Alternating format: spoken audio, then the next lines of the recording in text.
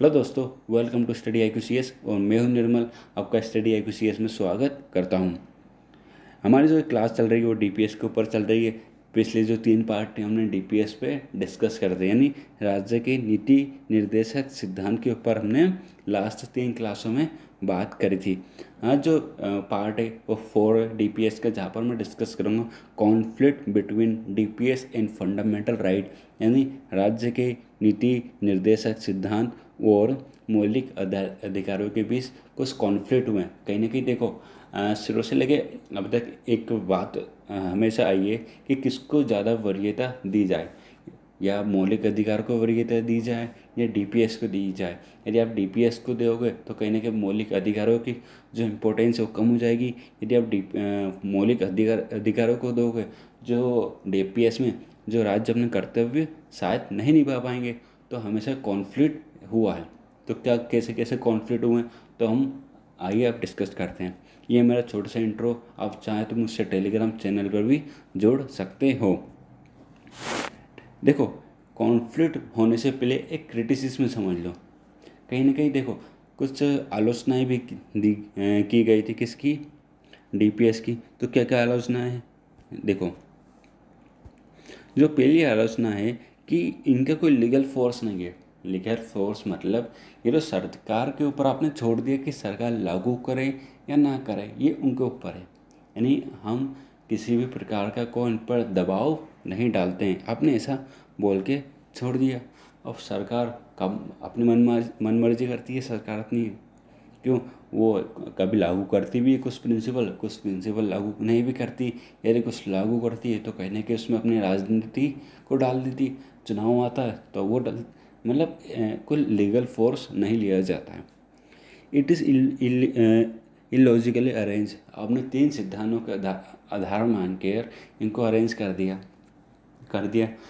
समझने में इतनी मुश्किल होती है कि कौन सा आर्टिकल में कब आता है। 47 है, 43 भी आपने 2-3 बार देखा होंगे। तो कहीं ना एक लॉजिकल अरेंज इनका नहीं है। कंजर्वेटिव नेचर में, यानी कहीं ना कहीं निर्माण के बारे में बात करते हैं। इट में produce constitutional conflict between state and centre. हमेशा केंद्र और राज्यों के बीच में हमेशा विवाद की स्थिति उत्पन्न हुई है। केंद्र बोलती है ये करो, राज्य बोलती हम ये नहीं करेंगे। तो कहने की कि विवाद की स्थिति हमेशा उत्पन्न हुई है। ठीक है, अब क्या कॉन्फ्लिक्ट रहे फंडामेंटल राइट और DPS में, वो समझते हैं। देखो, हम कहने के ऐसे बहुत सारे केसेस आए किसके सामने, न्यायालय के सामने, जहाँ पर उन्होंने बताया कि किसको क्या वरीयता दी जाना चाहिए। हम एक एक केस डिटेल में डिस्कस करेंगे। पहला केस यहाँ चंपागन दोयराजन केस था, 1951 में आया था। इसमें क्या बोला था सुप्रीम कोर्ट के ने ये बोल दिया था, यदि कोई केस आता है किसके बीच में, फंडामेंटल राइट और DPS के बीच में, तो किसको वरीयता दी जाएगी, उसी को वरीयता दी जाएगी जो पहले से ही है। यानी मान लो कोई भी एक प्रावधान के ऊपर केस आया, बट वरीयता उसको दी जाएगी जो पहले से ये जो मूल संविधान में दिया गया है, उसी को वरीयता दी जाएगी, ऐसा बोल दी सुप्रीम कोर्ट ने। और सुप्रीम कोर्ट ने एक बात और बोल दी, जो DPS है कहीं ना कहीं सहायक है किसके, फंडामेंटल राइट के। किसके सहायक है? फंडामेंटल राइट यानी मौलिक अधिकारों के वो सहायक है। और ये भी कह दिया सुप्रीम कोर्ट ने कि पार्लियामेंट चाहे तो इसमें संशोधन कर सकती है। किसको लागू करने के लिए? DPS को लागू करने के लिए सरकार मौलिक अधिकारों में संशोधन कर सकती है। तो रिजल्ट क्या निकला इसका? रिजल्ट ये निकला, परिणाम ये निकला कि पहला संविधान संशोधन हुआ 1951 में, फिर 1955 में चौथा किया गया, फिर 7वां किया गया। यानी मान लो सिर्फ सुप्रीम कोर्ट ने ये बोला आप संशोधन कर सकते हो, तो सरकार ने उस समय बहुत सारे संशोधन कर दिए थे। अब अगला केस आता है गोलकनाथ केस, है ना, 1967 में। इसमें क्या बोल दिया था सुप्रीम कोर्ट ने? इसमें सुप्रीम कोर्ट ने एक नया टिप्स चला दिया। सरकार बड़े खुश थी, पार्लियामेंट भी बड़ी खुश थी कि हाँ हम क्या कर सकते हैं, अब संशोधन कर सकते हैं। बट यहाँ पर कहीं ना कहीं सरकार ने उनकी खुशी में क्या मार दिया, ताला मार दिया, लो भाई अब ज़्यादा खुश हो रहे थे, अब हो खुश। क्या बोल दिया उनमें कि पार्लियामेंट को संशोधन नहीं कर सकती मौलिक अधिकारों में, कोई संविधान संशोधन नहीं कर सकती मौलिक अधिकारों में। किसको इम्प्लीमेंट करने के लिए? डीपीएस को इम्प्लीमेंट करने के लिए। और लो मतलब पूरी कहानी में ट्विस्ट आ गया। मतलब जो पार्लियामेंट थी उनकी खुशियों को किसी की नज़र लग गई, बट पार्लियामेंट नहीं मानी, संसद नहीं मानी। उन्होंने क्या कर दिया?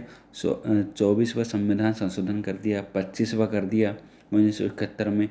और ये बोल दिया, मतलब कहीं ना कहीं उनकी मन मर्जी थी। यहाँ पर कहीं ना कहीं जो गरिमा थी सुप्रीम कोर्ट की उसको ठेस पहुँची। क्या क्या बोल दिया पार्लियामेंट ने? क्या बोल दिया संसद ने कि हाँ हमें अधिकार है, हम कर सकते हैं। अब चाहे कैसा भी मतलब डिसीजन दो, निर्णय दो, हम हमारी मनमर्जी करेंगे। तो ये नतीजा निकला कि उन्होंने 25वां संविधान संशोधन करके 31st C यानी एक आर्टिकल नया जोड़ दिया 31C। इस आर्टिकल में क्या बोल दिया उन्होंने? मतलब कितनी बड़ी बात बोल दी, मतलब सुप्रीम कोर्ट की पूरा निर्णय को उन्होंने बदल के रख दिया। क्या बोल दिया कि यदि ऐसा कोई कानून आता है जो किसको इम्प्लीमेंट करता है? सोशलिस्ट डायरेक्टिव प्रिंसिपल को इम्प्लीमेंट करता है, जो आर्टिकल 39B 22 और 23 में होगा। तो आप उसको, तो क्या रहेगा? वो वॉइड रहेगा, यानी वैध रहेगा यदि ऐसा कोई कानून पार्लियामेंट बनाती है। कौन कौन सा आर्टिकल के अंतर्गत? 39B 22 और 23। तो वो वॉइड रहेगा, यानी सुप्रीम कोर्ट उसको अवैध घोषित नहीं कर सकती। और जो फंडामेंटल राइट है, जो 14 है, 19 है और 31 है, उनको भी सरकार क्या कर सकती है? उनके ऊपर कानून ला सकती है, यानी वो अनकॉन्स्टिट्यूशनल नहीं रहेंगे। और क्या बोलता है? यदि ऐसे कोई कानून बनता है, यदि ऐसे कोई कानून बनता है, ऐसी कोई पॉलिसी बनती है, तो क्या होगा? वो जो न्यायालय में उसके ऊपर कोई प्रश्न नहीं उठाया जाएगा। यानी ऐसा नहीं कि आपका कानून बन गया तो आप कहाँ चल जाओ, सुप्रीम कोर्ट या हाई कोर्ट चल जाओ। तो ऐसा भी आप नहीं कर सकते। यदि ऐसा होता तो, और होता भी है तो उस कानून पे या पॉलिसी पे कोई प्रभाव नहीं पड़ेगा, है ना।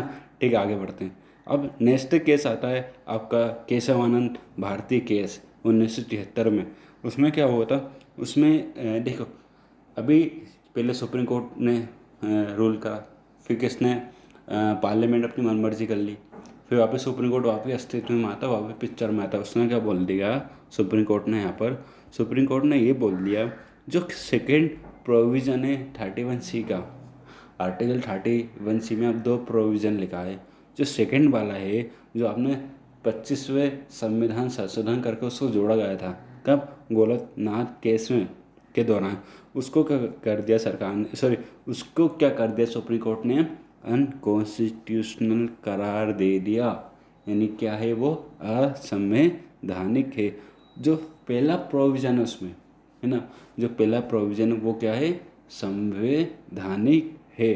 देखिए फिर से दोनों प्रोविज़न बताता हूँ। देखिए, जो पहला वाला प्रोविज़न है वो क्या है? कॉन्स्टिट्यूशनल है। और जो सेकंड वाला प्रोविज़न वो अनकॉन्स्टिट्यूशनल है। यानी सुप्रीम कोर्ट में आप उस कानून के ऊपर क्या नहीं उठा सकते हैं? सवाल नहीं उठा सकते। यदि उठाते हो तो पॉलिसी भी या फिर कानून पे कोई प्रभाव नहीं पड़ेगा। तो क्या कर दिया गया? इसको अनकॉन्स्टिट्यूशनल करार दे दिया गया। और क्या इसका रिजल्ट क्या निकला? इसका रिजल्ट ये निकला कि 42वां संविधान संशोधन आया, है ना। उसने क्या कर दिया? 31 आर्टिकल सी का, सॉरी 31C का, आर्टिकल 31C का स्कोप बढ़ा दिया, है ना। और क्या दे दिया? जो डायरेक्टिव प्रिंसिपल है वो फंडामेंटल राइट के ऊपर अपनी क्या करेगी? एक पोजीशन या फिर लीगल प्राइमेसी बनाएगी, है ना। जो आर्टिकल 14 1931 में कहा गया। यानी ये समझना, सॉरी उल्टा बता रही है मैंने, ये बता यहाँ पर ये समझना, जब मौलिक अधिकार है वो अपना हक जमा सकते किसके ऊपर? डीपीएस के ऊपर। किस आर्टिकल के अंतर्गत? आर्टिकल 14, आर्टिकल 19 और आर्टिकल 31। इन तीनों आर्टिकल के तहत वो अपना हक जमा सकते हैं। ठीक है। अब आता है Minerva mill case. Minerva mill case में क्या होता है, 1980 में एक नया केस आता है। उस केस में सुप्रीम कोर्ट क्या बोलती है, देखिए सुप्रीम कोर्ट ने क्या बोला, कहीं ना कहीं सुप्रीम कोर्ट ने जो 31C था आर्टिकल, उसको एक्सटेंड करा, उसको बढ़ावा दिया। जो कब बनाया गया था, 42वां संविधान संशोधन करके उसको बनाया गया था। उसको अब क्या कर दिया गया, उसको इनवैलिड और अनकॉन्स्टिट्यूशनल घोषित कर दिया। पहले आपने क्या लिया, पंगा लिया किससे, सुप्रीम कोर्ट ने क्या कर दिया, जो सेकंड प्रोविज़न को क्या कर दिया, अनकॉन्स्टिट्यूशनल करार दे दिया। और पहले को क्या था, संवैधानिक था। तो अब दोनों को क्या कर दिया, अनकॉन्स्टिट्यूशन। क्यों क्यों कर दिया, क्योंकि क्या होता था, जो मौलिक अधिकार DPS से कहीं ना कहीं सबऑर्डिनेट बन रहे थे। सबऑर्डिनेट मतलब समझना, फंडामेंटल राइट के अंतर्गत, मतलब नीचे काम कर रहे थे, ऐसा हो रहा था। तो कहीं ना कहीं सुप्रीम कोर्ट ने ये बोल लिया कि जो फंडामेंटल राइट है और DPS दोनों के बीच में बैलेंस बनाना बहुत ज़रूरी है। ऐसा नहीं कि आप ज़्यादा इंपॉर्टेंस किसको दे दो, फंडामेंटल राइट को दे दो या फिर DPS को दे दो, ऐसा नहीं, दोनों को दर्जा बराबर का मिलना चाहिए। तो फिर क्या कर दिया, 31C को अनकॉन्स्टिट्यूशनल करार दे दिया गया था। कुछ रूल्स फॉलो करते, देखिए सॉरी, और कुछ क्या केस आते हैं और क्या कह दिया सुप्रीम कोर्ट ने, और देखिए क्या क्या कहा ना। Fundamental right in DPS constitute the core of commitment to social revolution. देखिए जो फंडामेंटल राइट है ना, वो DPS से कहीं ना कहीं एक सामाजिक क्रांति की बात करते हैं, है ना। क्यों, कहीं ना कहीं ये दोनों समाज के लिए बने। यदि दोनों में से कोई एक को कम करेंगे तो कहीं ना कहीं समाज को हानि होगी। यहाँ पर आपने फंडामेंटल राइट को कम कर दिया, मान लो, तो सरकार क्या कर सकती है, निरंकुश हो सकती है, सरकार मनमर्जी कर सकती है अपनी। यदि आपने DPS को कम कर दिया तो वेलफेयर वाली बात जो आती है वो कहाँ जाएगी फिर। तो दोनों को बैलेंस बनाना बहुत ज़्यादा इम्पोर्टेंट है ना। The harmony and balance between fundamental right and DPS of state policy essential feature of the basic structure of the constitution. देखिए अभी बताया था मैंने, फंडामेंटल राइट और DPS बहुत ज़्यादा इम्पोर्टेंट है। दोनों का अपने अपने इम्पोर्टेंस ही है, भले डिफरेंस दोनों में बहुत ज़्यादा है, बट इम्पोर्टेंस ही बहुत ज़्यादा है। तो कहीं ना कहीं ये दोनों एक बेसिक स्ट्रक्चर है किसका, हमारे भारतीय संविधान का। तो सुप्रीम कोर्ट ने भी कहा था कि समान वैसे भारतीय केस में आप चेंजेस करो, यदि चेंजेस करो, है ना, चेंजेस करो, बट जो बेसिक स्ट्रक्चर है उसको कोई प्रभाव नहीं होना चाहिए, ऐसा भी बोला था किसने, सुप्रीम कोर्ट ने। तो यदि दोनों में चेंजेस करा आपने तो कहीं ना कहीं किसको अब चेंज करो, बेसिक स्ट्रक्चर को, जो उस पर क्या हो सकता है, हमारे भारत के संविधान पे उसका नेगेटिव प्रभाव हो सकता है ना। तो कोई चेंजेस नहीं करना है आपको। जो भी गोल सेट आउट हुए किसके द्वारा, DPS के द्वारा, है ना, वो अब अचीव करो फंडामेंटल राइट को छेड़े बिना। क्या करो, आप उसको अचीव करो। अब मान लो हमें ये हो रहा है, ये बाधाएं आ रही है, अब हम मौलिक अधिकारों में ये परिवर्तन करना चाहते हैं, ऐसा आप नहीं करोगे। अब जो भी गोल है, जो भी दिए गए DPS में, वो क्या करो, आप उनको भी अचीव करो। तो सीधे सीधे कंक्लूजन ये निकल रहा है कि सुप्रीम कोर्ट ने क्या कहीं ना कहीं देखो, सुप्रीम कोर्ट ने भारत के संविधान की वो रखी गरिमा। उन्होंने जो DPS थे और जो फंडामेंटल राइट है, उन दोनों को वो इम्पोर्टेंस बना कर रखी जो कहीं ना कहीं संविधान निर्माताओं ने बनाई थी।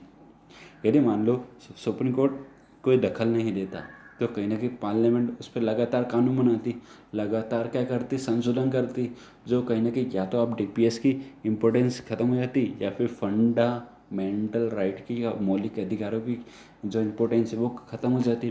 तो दोनों की इम्पोर्टेंस अपनी अपनी जगह क्या थी, बहुत ज़रूरी भी थी। तो निष्कर्ष ये निकला कि दोनों को सुप्रीम कोर्ट ने मना कर रखा। यदि आपको कोई चेंजेस करना हो तो आप नहीं कर सकते, यदि आपने करा तो किसको नुकसान होगा, बेसिक स्ट्रक्चर को नुकसान होगा। आप संशोधन कर सकते हो, यदि आप कोई नया आर्टिकल ला रहे हो, उसमें नया कुछ जोड़ रहे हो तो आप जोड़ो, नया प्रावधान जोड़ो, पर जोड़ते समय आपको ये ध्यान रखना होगा कि वो कॉन्स्टिट्यूशन के अनुसार हो, यानी कॉन्स्टिट्यूशन के अनुरूप हो, वो किसी भी प्रकार से किसी भी मौलिक अधिकार को या फिर डीपीएस को प्रभाव ना डाल रहा हो, ये भी आप कर सकते हो, है ना। सो दोस्तों, ये था पूरा आज का लेक्चर। हमारा यहीं पर डीपीएस की जो क्लास है वो ख़त्म होती है। अब नेक्स्ट क्लास में हम डिस्कस करेंगे फंडामेंटल राइट और डीपीएस के बीच क्या डिफरेंस है ना। Okay, thank you very much.